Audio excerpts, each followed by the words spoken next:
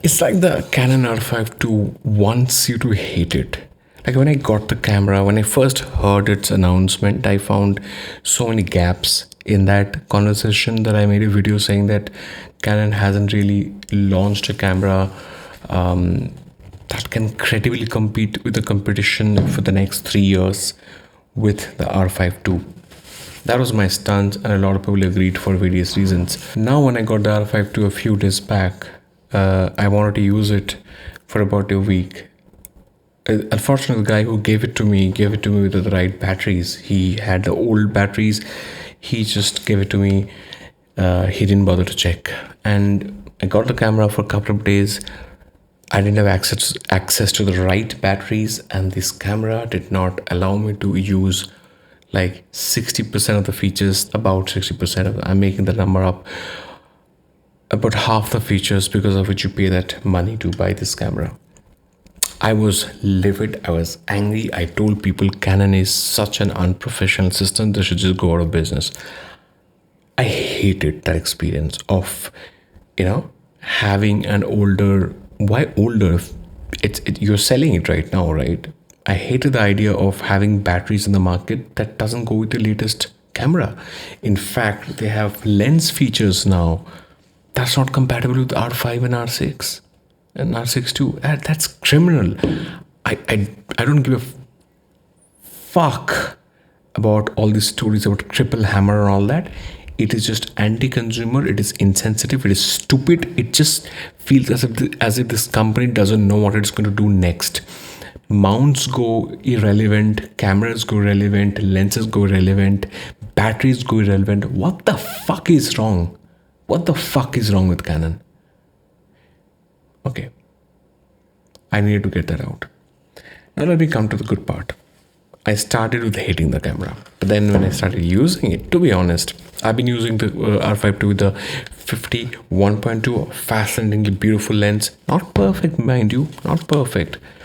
I have the 50 1.2 from Nikon here, so there is benchmark.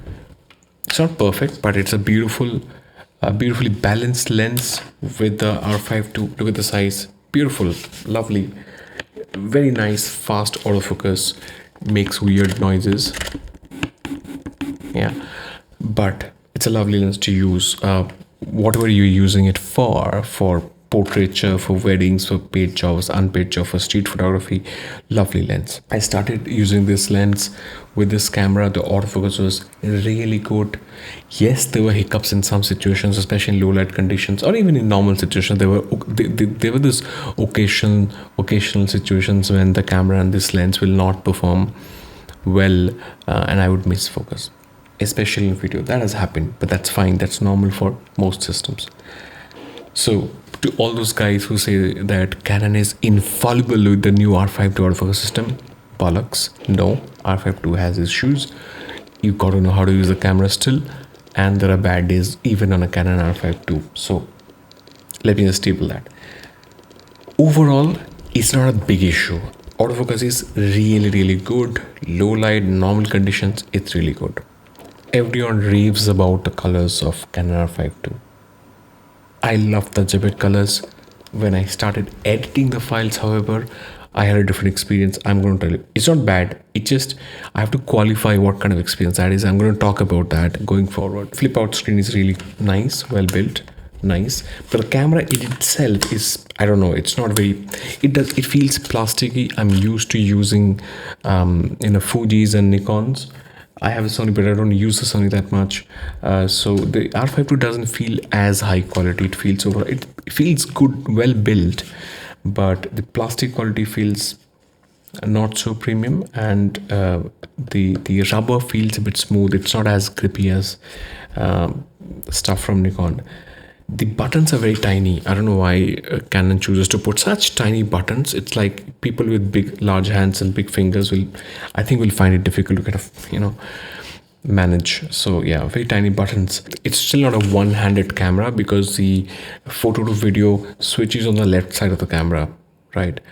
On many Nikons, it's all on the right side, even on Fuji and also on Sony. So weird choice.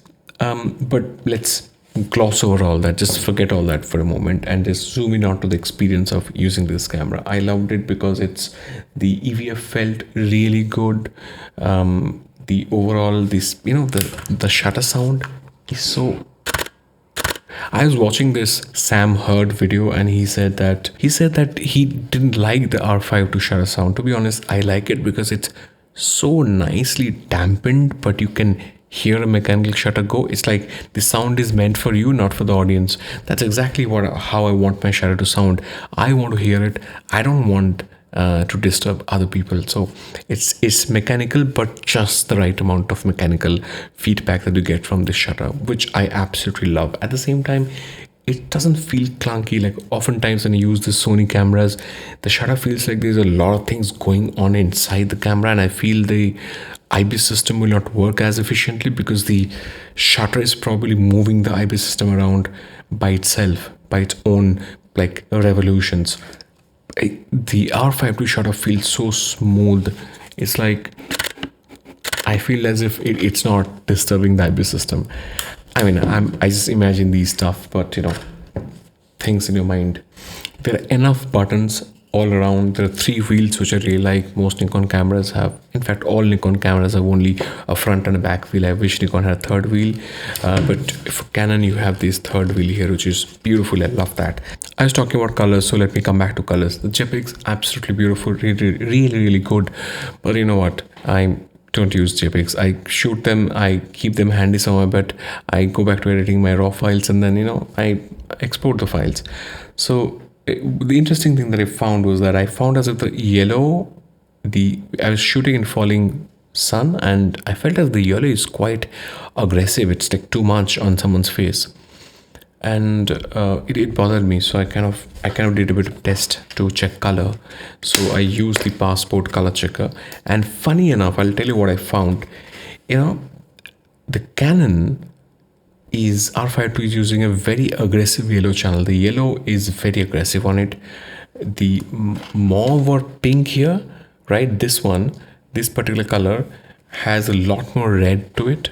On the output from the R5II, the green is just about right. The blue is actually a bit towards turquoise, so the blue has a lot of green in it, which is nice. The sky looks nice if the blue has a little bit of green in it, but the blue is not accurate is what I'm trying to tell you, and the green is nice. Even the orange is aggressive, so orange has aggressive red in it. Yellow is very bright, very aggressive, kind of oversaturated, and the pinkish tones have a lot of red to it. So what it results into is that whenever there is sunlight falling in, you get this aggressive, very aggressive, yellow tint everywhere. So what I ended up doing was I was trying to really, pull the yellow saturation down. But then whenever you're fighting against the nature of a particular raw file, you're not going to get the best results. You have to sort of lean in. So when I started leaning in, because the greens are natural, the red is a bit aggressive and the yellow is aggressive, I found as if when it came to playing with the white balance and the tint, I realized that the files were asking me to move towards the green and not towards magenta. So if I'm shooting in falling sunlight, if I'm editing a Z8 raw file, I'm moving slightly towards magenta on the tint scale, and therefore I'm getting this beautiful pinkish tone in the sky, which is what it actually looks like. But on the Canon, I'm kind of forced to embrace a little bit more green. What that means is that I'm going for a stylistic look, because the camera is more comfortable there, which means that I have a little bit of less freedom with the raw files of the R5II.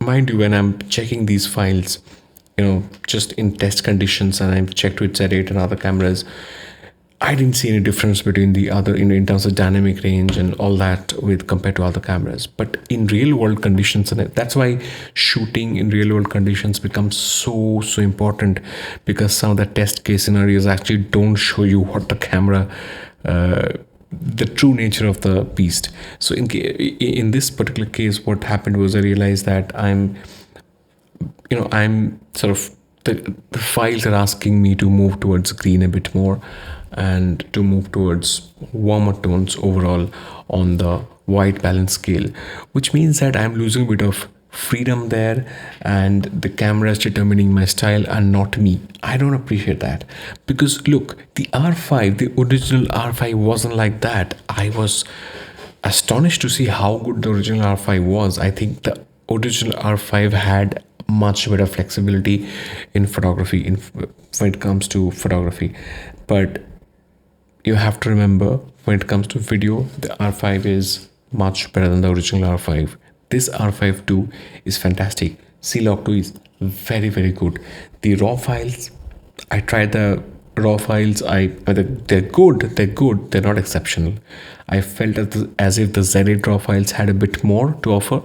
Even the S raw, a lot of people have reported that they struggle to use Canon's R5II S raw on their machines because the files don't, they don't work properly. There's kind of the stutter on an editing platform. So yeah, not really looking forward to using that. But at the same time, whenever I use my Z system cameras and use RAW, I have really never had any problem. So overall, I would say I loved using this camera. I loved using this camera because the overall feel, the lens, the balance, the weight, the autofocus, the images that the camera displays after you've shot them, the C-Log 2 4K files, all of those things are very, very good. Okay, the shutter sound, the overall feel, it kind of, and it's a Canon, man, it just feels right in your hand. So many things to love about this camera. But if you're thinking about it intellectually and really looking at how much it costs, the fact that you have to buy at least 4 batteries and they're $80 each, things kind of add up. And at that point, you don't really know why you're paying this much money for, because right now you can get the Z8 for about $3,000 US. So depending on where you are, you can get it for about $1,200 US less than the R5 II. And the Nikon is behind in only burst shooting speed. The Canon can do 30 frames a second, but the buffer is not that deep. The Nikon can do 20 frames a second, but with almost endless buffer. So I had mixed feelings about the R5 II. I started with a whole lot of negativity, but the experience of the camera pushed me towards loving it. I definitely fell in love with it. And if I have a bit of money, I know that my mind will want to kind of grab the R5 II, one of the cheap lenses to start with, and then I'll figure. But I'm not sure. Because especially because of my photo shooting experience, especially the editing experience didn't go. Look, the photos are beautiful. It's just that I felt that I was being dictated by the files and not by my creative vision, and I have a bit of problem with that. So overall, that's where I stand with the R5 II. It's a mixed bag for me. It's a fantastic camera for anyone who's in the Canon system. Forget everything else, go for the R5. It's the best, most balanced camera in the Canon system, if you don't have the money for something like an R1. Having said that, if you're a photography guy, forget the R5 II, just get the R5. That's one of the best camera for photography ever made. I love the fact that both these cameras have a mechanical shutter, because for flash photography, you will know as you use cameras more and more, you want a mechanical shutter for flash photography. That's where I'm going to leave it. If you are a Canon guy, if you have stumbled upon this channel, if you have hated my content, don't worry about it. I'm not negative for the sake of being negative. I'm sharing an honest opinion with you, and I'm okay when you share opinions about the brands I own, like Nikon, Fuji, and Sony. So please be open-minded, support the channel, help me reach 8,000 subscribers soon. See you. Let me know what you think about this review. Do you have the R5 II? Do you want to shift a system? Are you considering Canon? If yes, then why? And if not, then why not? Yeah, help me reach 8,000 subscribers. I'm going to see you soon with another one.